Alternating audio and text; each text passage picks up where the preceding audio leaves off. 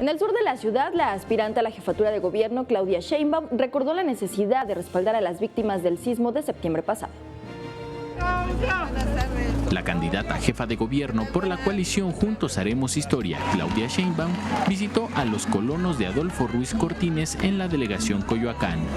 Antes de presentar su plataforma política, Sheinbaum Pardo criticó que a 7 meses del sismo del 19 de septiembre pasado no existe el censo de reconstrucción de vivienda que prometió el actual gobierno capitalino. Y lo que es una verdadera vergüenza.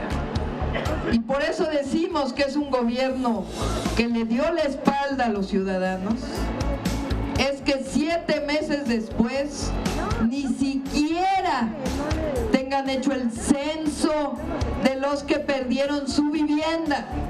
Añadió que es increíble que a 7 meses de la tragedia la actual administración no sepa la cantidad de damnificados que existen y los apoyos que se deben otorgar. Destacó que en Tlalpan, a la fecha, cada uno de los damnificados está siendo apoyado. Recalcó que tras dejar el cargo de delegada, dejó un programa claro y transparente de reconstrucción. Dejamos cuando nos fuimos un programa de reconstrucción bien elaborado. Sabe cada una de las personas que perdió su vivienda cómo se va a reconstruir, cuántos recursos va a recibir del gobierno y cómo organizarse con sus vecinos para poder recibir estos recursos.